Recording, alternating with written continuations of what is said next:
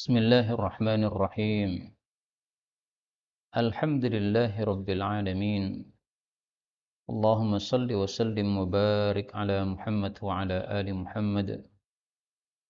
Allahumma anfa'na bima 'allamtana wa 'allimna ma yanfa'una wa zidna ilma wa barik lana fi ilmina warzuqna al-ikhlasa fil qawli wal 'amali kamila wa ilman nafi'an la yunsa wa tawfiqan da'ima wa sihhatan wa yaqina. Amin ya rabbal alamin.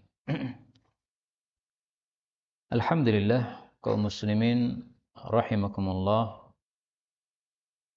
Hari ini kita sudah masuk tanggal 16 Jumadal Ula 1443.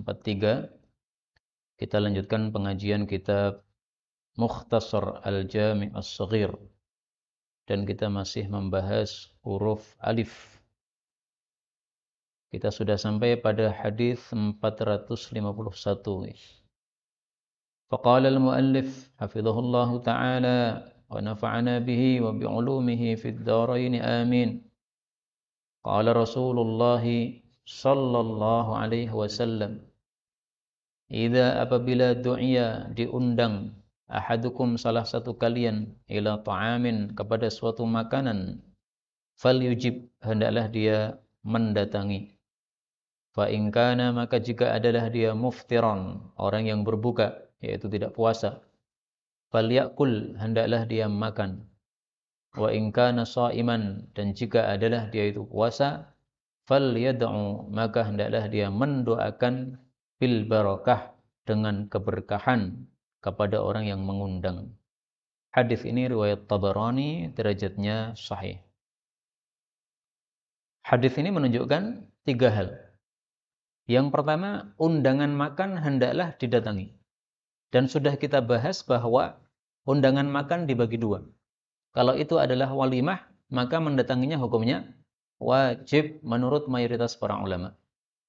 Sementara kalau selain walimah, maka hukumnya adalah sunnah. Demikian pendapat mayoritas para ulama. Meskipun sebagian kecil ulama berpendapat wajib mendatangi undangan makan apapun juga, tidak harus walimah. Yang kedua, hadis ini menunjukkan lebih utama makan ketika kita sudah datang pada undangan tersebut daripada tidak makan. Meskipun pada hadis yang kemarin sudah dijelaskan boleh makan, boleh tidak, karena Rasulullah mengatakan fa in syaa'a ta'im, setelah datang silahkan makan, wa in syaa'a lam yat'am, silahkan juga tidak makan. Jadi boleh milih, makan boleh, tidak boleh.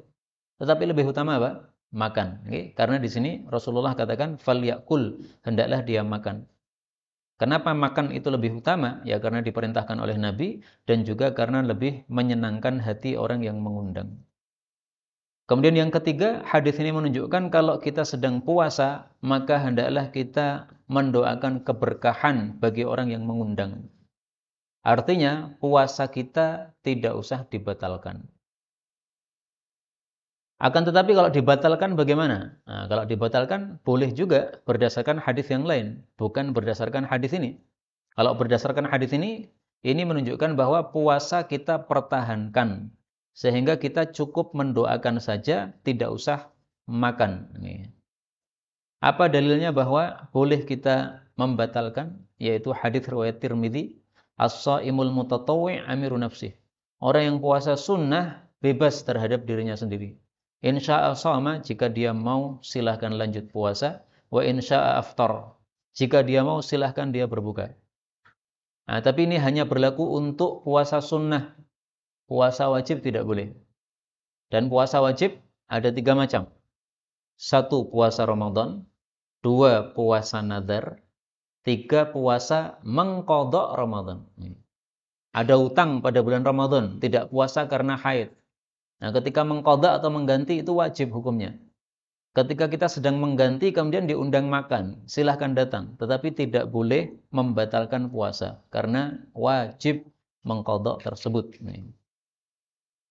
Dan kata-kata ini, hendaklah dia mendoakan berkah, ini merupakan penjelasan bagi hadis yang lain yang mengatakan kalau dia sedang puasa, hendaklah dia yusolli, hendaklah dia sholat. Sholat itu maksudnya mendoakan. Karena sholat dalam bahasa Arab artinya apa? Berdoa. Maka sebagian ulama yang mengatakan hendaklah sholat maksudnya datang ke tempat undangan kemudian sholat sunnah di situ supaya turun berkah di tempat tersebut. Itu tafsiran kurang bagus. Kenapa? Karena di sini disebutkan oleh Nabi dengan jelas hendaklah mendoakan keberkahan. Sementara kaidahnya mengatakan al hadits yufassiru ba'duhu ba'dan. Hadis itu satu sama lain saling menafsirkan. Kita lanjutkan 452. Idza apabila du'iya diundang ahadukum salah satu kalian ila ta'amin kepada suatu makanan wa huwa shaimun sementara dia sedang puasa falyakul hendaklah dia mengatakan inni shaim sesungguhnya saya sedang puasa. Hadis ini riwayat Imam Muslim. Hadis ini tidak bertentangan dengan hadis sebelumnya. Jadi penerapannya adalah kalau ada teman kita memberikan undangan ya, hari ini kamu datang ke rumah saya undang. Nah, kalau kita lagi puasa, kita bisa menjawab, saya lagi puasa. Jadi mohon maaf ya, tidak usah mengundang saya nggak apa-apa. Saya lagi puasa. Nanti aja pas buka puasa saya tak datang. Nah, boleh begitu, okay? Sehingga buka puasa di rumahnya teman. Maka hadis ini sekaligus menunjukkan bahwa orang yang puasa sunnah diundang makan itu boleh mempertahankan puasa. Sebagaimana boleh apa? Membatalkan puasa. Kalau dalil membatalkan tadi hadis riwayat Tirmidzi, As-Shaimul Mutatawwi. Kalau hadis mempertahankan puasa, dalilnya hadis ini, riwayat Muslim. Inni shaim, saya lagi puasa. 453. Idza apabila du'iya diundang ahadukum salah satu kalian, faja'a lalu dia datang ma'ar rasuli bersama utusan. Fa inna maka sesungguhnya dzalika hal itu lahu bagi dia idznun sebagai izin. Hadis riwayat Dal itu Abu Dawud sahih. Maksudnya kalau ada orang mengundang kita dengan mengutus seseorang, tolong itu Bapak diundang. Ini sekarang lagi makan-makan. Nah, utusan itu datang ke rumah kita. Kalau kita datang bersama utusan tadi, bareng datangnya, maka ketika masuk tidak usah minta izin lagi. Assalamualaikum, minta izin ikut makan. Nggak perlu begitu. Orang sudah diundang dan datangnya bersama utusan. Tapi kalau datangnya tidak bersama utusan, nah maka kita salam dulu. Assalamualaikum, minta izin masuk. Tapi kalau sudah bersama utusan, tidak usah minta izin masuk. Karena sudah apa? Diizinkan untuk masuk dengan sebab adanya utusan tersebut. Salamnya tetap salam ya, karena berjumpa dimulai dengan salam. 454. Idza apabila du'itum kalian diundang ila qura'in kepada qura'. Qura' itu adalah tangannya kambing. Jadi napa? Sampil atau apa nggih. Kalau sampil kan kikil. Nah, yang lebih sedikit dagingnya nggih. Fa'ajibu maka ijabailah, datangilah. Hadis riwayat Muslim. Hadis ini maksudnya mengajari kita untuk tawadhu'. Tawadhu' itu gimana? Diundang oleh siapapun, hidangannya apapun, hendaklah datang. Ini kalau yang dihidangkan hanya qura', ini berarti orang miskin yang menghidangkan ini. Meskipun yang mengundang orang miskin. Anggaplah kalau di Indonesia misalnya, saya undang untuk makan lauk karak. Nah, datang. Saya undang untuk makan siang bersama saya. Lauknya apa? Kerupuk. Datang. Jadi ini maksudnya mengajari kita tawadhu'. Mari kita lihat bagaimana tawadhu'nya Rasulullah sallallahu alaihi wasallam. Karena adalah Rasul sallallahu alaihi wasallam yurdifu khalfah, mau memboncengkan orang di belakang beliau. Jadi Nabi biasa naik onta, ketemu orang di jalan, kemudian orangnya diajak naik. Ayo saya boncengkan. Biasa kayak begitu. Nabi sallallahu alaihi wasallam. Wa yad'u ta'amahu 'alal ardi, dan beliau menaruh makanannya di atas tanah. Jadi beliau enggak pernah makan pakai meja kursi begini, enggak pernah. Beliau makannya lesehan, makannya ditaruh di tanah.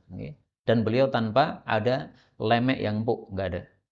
Wa yujibu da'watal mamluk, dan beliau itu mendatangi undangan budak. Yang undang budak, Pak. Paling-paling apa hidangannya? Ya kayak tadi, hidangan kurok atau hidangan kalau di Indonesia kerupuk.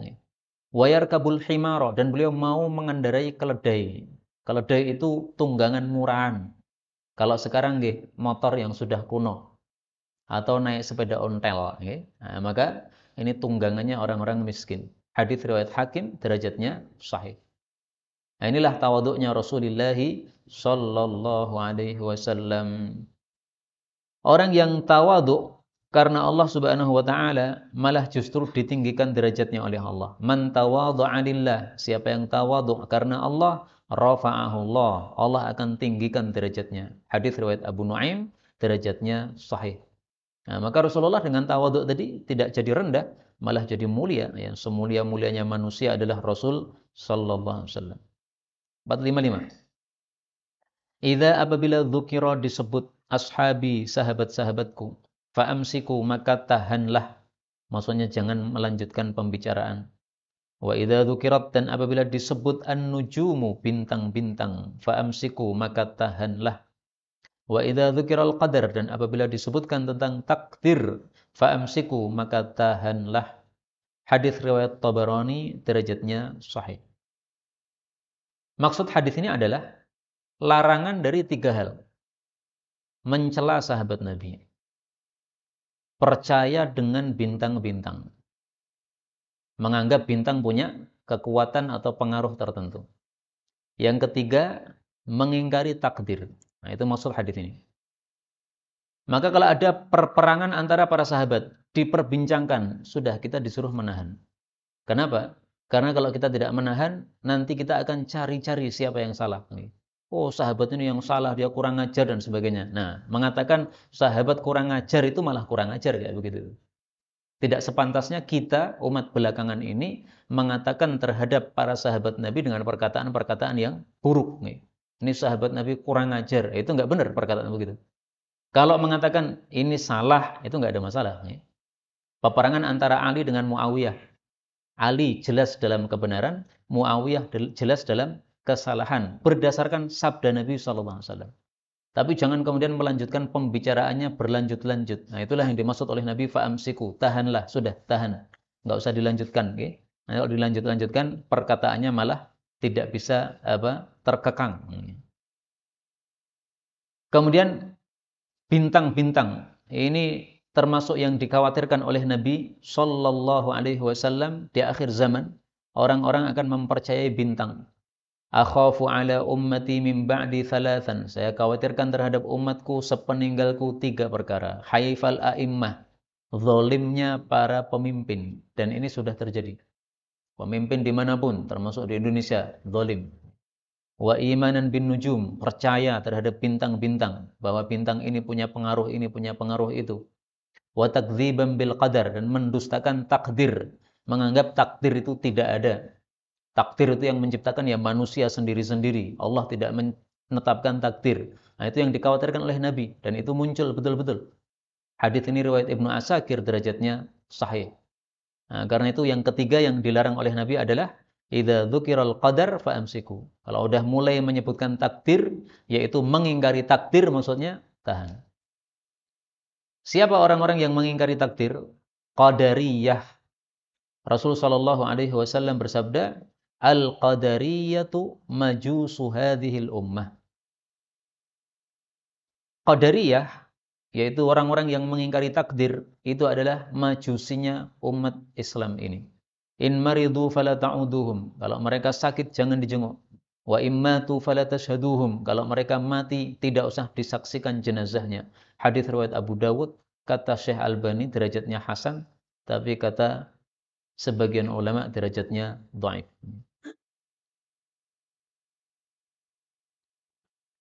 Rasul sallallahu alaihi wasallam juga bersabda, "Ukhiral kalamu fil qadar."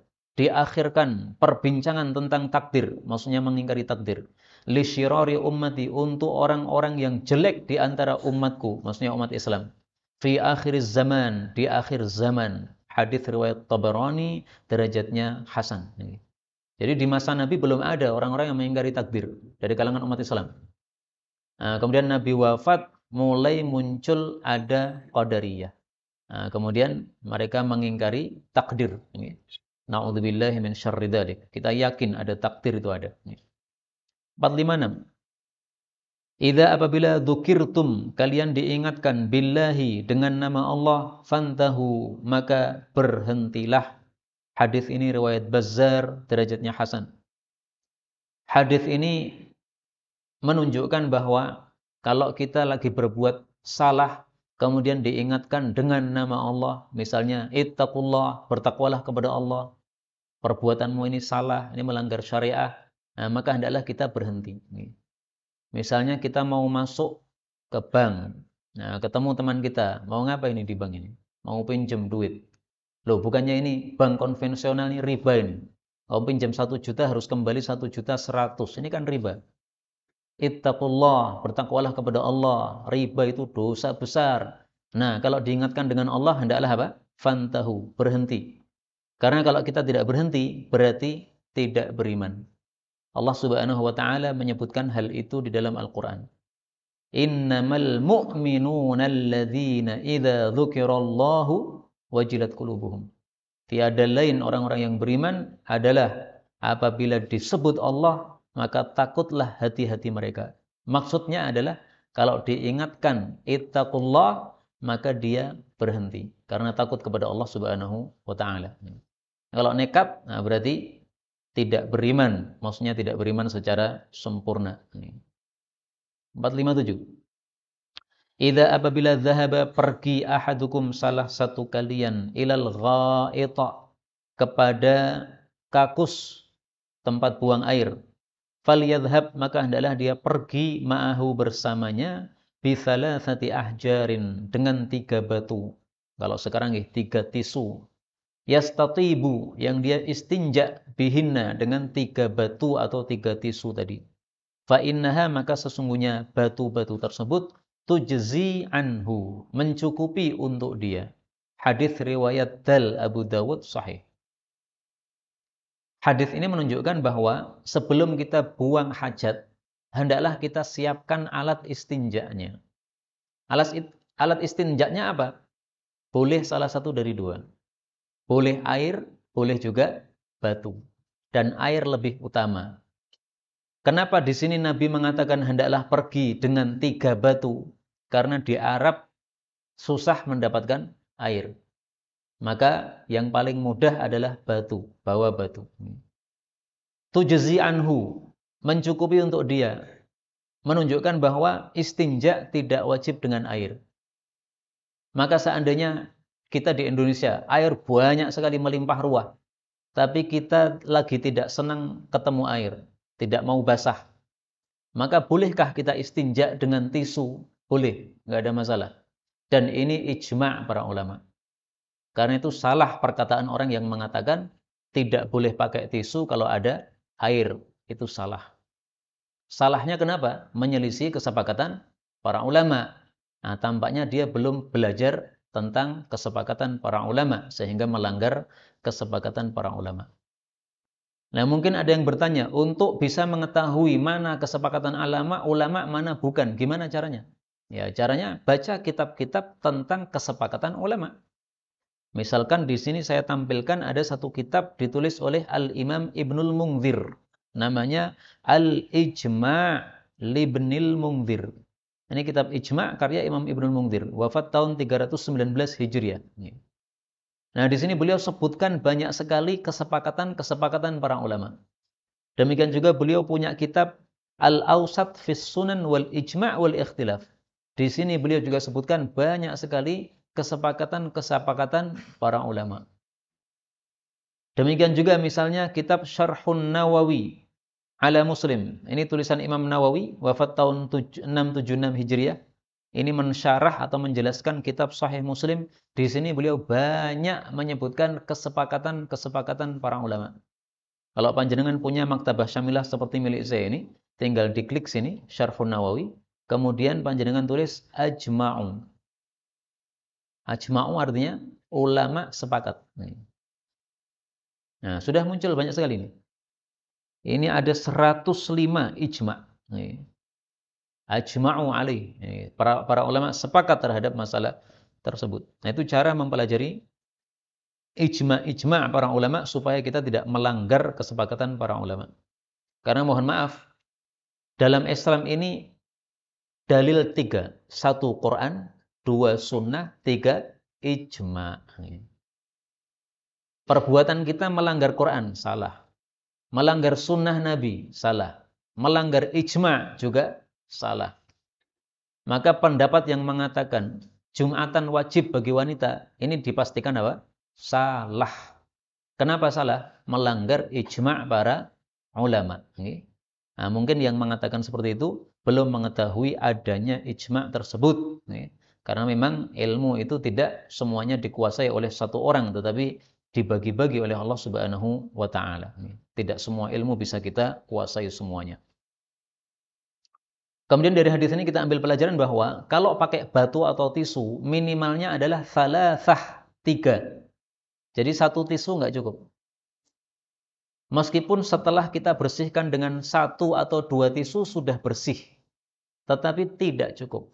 Minimal adalah 3 tisu. Karena Rasulullah menyebutkan 3. Dan ini mazhab Syafi'i. Mazhab lain saya nggak ngerti.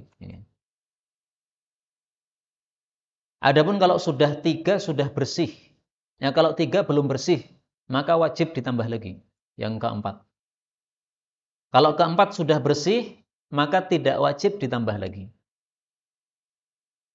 Tetapi disunahkan untuk ditambah lagi sampai menjadi genap. Ganjil. Okay? Jadi 5 kali. 5 kali belum bersih, wajib ditambah lagi. 6 kali usapannya. 6 kali sudah bersih, tidak wajib nambahi 1 lagi, tetapi sunnah nambahi supaya jadi ganjil. Okay? Jadi jumlah 3 ini wajib, tetapi pengganjilannya adalah sunnah. Itu kalau pakai tisu atau pakai batu. Kalau tidak ada 3 batu, maka boleh kita pakai batu yang besar, maka kita gunakan ujungnya yang 3. Ujung sini, ujung sini, ujung sini. Boleh. Itu sama dengan 3 batu. Sama saja. 458. Idza apabila ra'a melihat ahadukum salah satu kalian ar-ruya mimpi al-hasanata yang baik. Falyufassirha, hendaklah dia mentafsirkannya. Ini perintah yang pertama. Wal yukhbir biha, hendaklah dia mengabarkan mimpi tadi kepada orang yang dia sukai atau orang yang paham tafsir mimpi. Wa idza ra'a ar-ru'yal qabihah, tapi kalau melihat mimpi yang jelek, fala yufassirha, jangan dia menafsirkannya. Ini perintah pertama. Wala yukhbir biha, jangan dia menceritakannya. Ini perintah kedua. Hadis riwayat Tirmidzi sahih. Jadi ringkasnya, mimpi baik maupun mimpi buruk, kita diperintahkan 2 perintah. Kalau mimpinya baik, maka perintah pertama, tafsirkan mimpi tersebut. Kalau tidak bisa mentafsirkan gimana? Tanya kepada orang yang paham. Nah, sekarang ini di internet ada live tentang tafsir mimpi. Kalau panjenengan tahu orangnya yang mentafsirkan mimpi itu betul-betul memang punya ilmu, nah silahkan tanya kepada beliau. Tapi kalau tidak tahu ya hati-hati.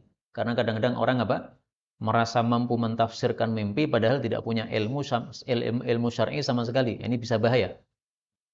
Kemudian perintah yang kedua adalah hendaklah diceritakan. Nah, menceritakan ini kepada orang yang dia sukai. Jangan kepada orang yang dia benci. Karena kalau kita ceritakan mimpi yang baik kepada orang yang membenci kita, dia akan semakin benci sama kita dan semakin iri sama kita. Itulah sebabnya Nabi Ya'qub alaihi salatu wassalam mengatakan di dalam Al-Quran, La taqsus ruyyaka ala ikhwatik. Wahai anakku, kamu jangan ceritakan mimpimu kepada saudara-saudaramu. Ini Nabi Yusuf mimpi yang baik. Disujuti oleh 11 bintang. Matahari dan bulan juga sujud.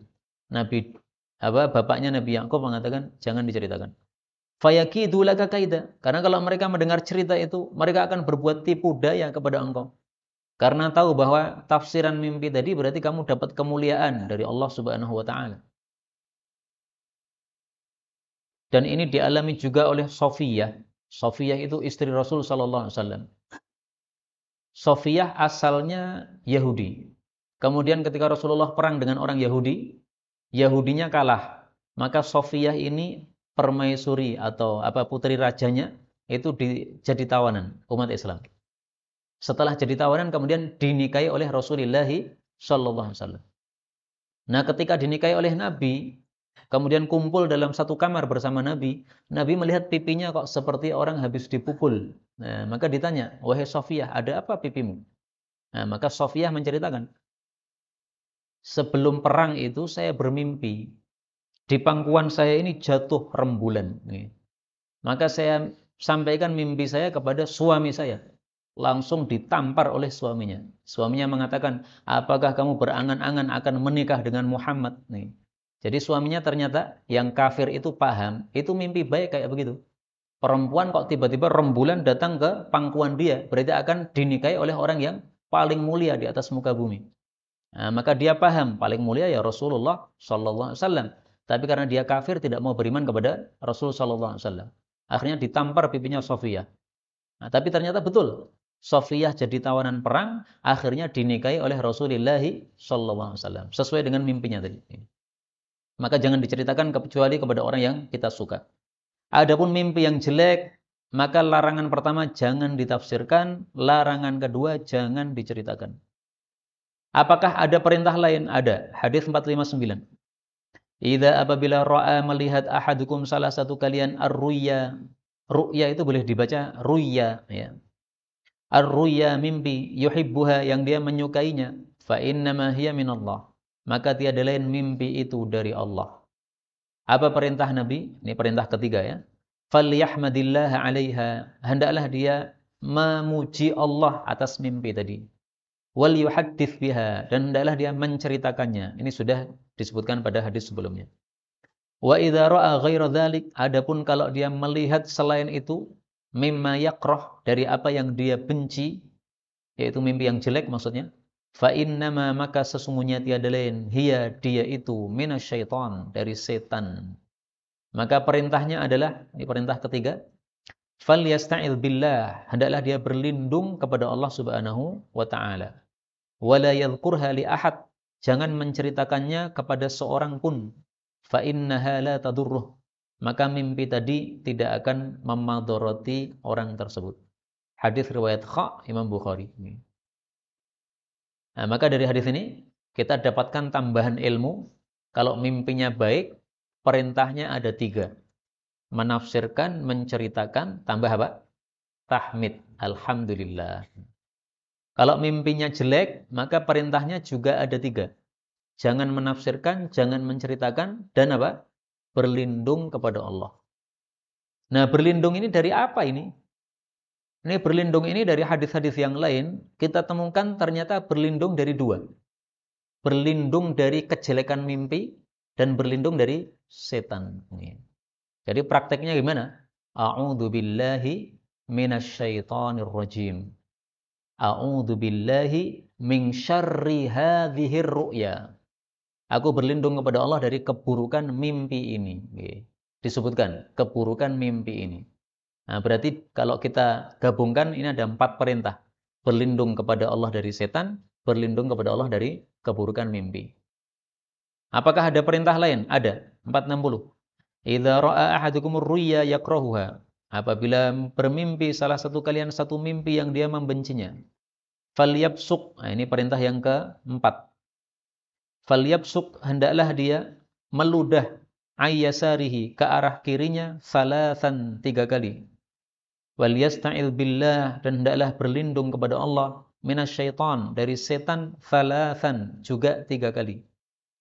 Perintah yang kelima, wal yatahawwal, dan hendaklah dia berpindah an jambihi, dari lambungnya, alladzi kana alaih, yang dia berada padanya.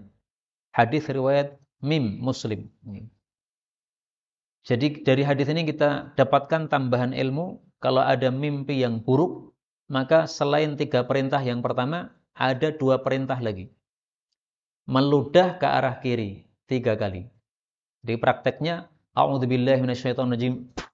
A'udzubillahi minasyaitonirrajim. A'udzubillahi minasyaitonirrajim. Kemudian perintah yang kelima, pindah posisi. Kalau posisinya miring kanan, maka hendaklah apa? Miring kiri. Sebaliknya kalau posisinya miring kiri sebelumnya, maka hendaklah miring kanan. Atau misalnya jadi melumah. Kalau asalnya tengkurap, nah, dan tengkurap ini makruh menurut sebagian ulama, maka hendaklah dipindah menjadi melumah. Apakah ada perintah lain? Ada. Dalam Sahih Muslim disuruh kita sholat 2 rakaat. Itu kalau mimpinya mimpi buruk. Berarti ringkasnya kalau ada mimpi buruk, perintah Nabi ada 6. Kenapa mohon, Pak? jangan menafsirkan, jangan menceritakan, berlindung kepada Allah dari setan, meludah ke arah kiri, setan dan mimpi buruk tadi. Kemudian berpindah posisi, kemudian salat sunnah 2 rakaat. Nah, sunnahnya banyak ini kalau mimpinya mimpi yang buruk. Kalau mimpinya yang baik, maka sunnahnya ada 3. Ceritakan kepada orang yang kita sukai, tafsirkan, dan tahmid, bersyukur kepada Allah Subhanahu wa ta'ala. Maka mimpi baik sunnahnya 3, mimpi buruk sunnahnya 6. Nah, ini perlu dihafalkan supaya kita bisa menerapkannya, karena namanya mimpi itu seringkali kita temukan dalam keseharian kita.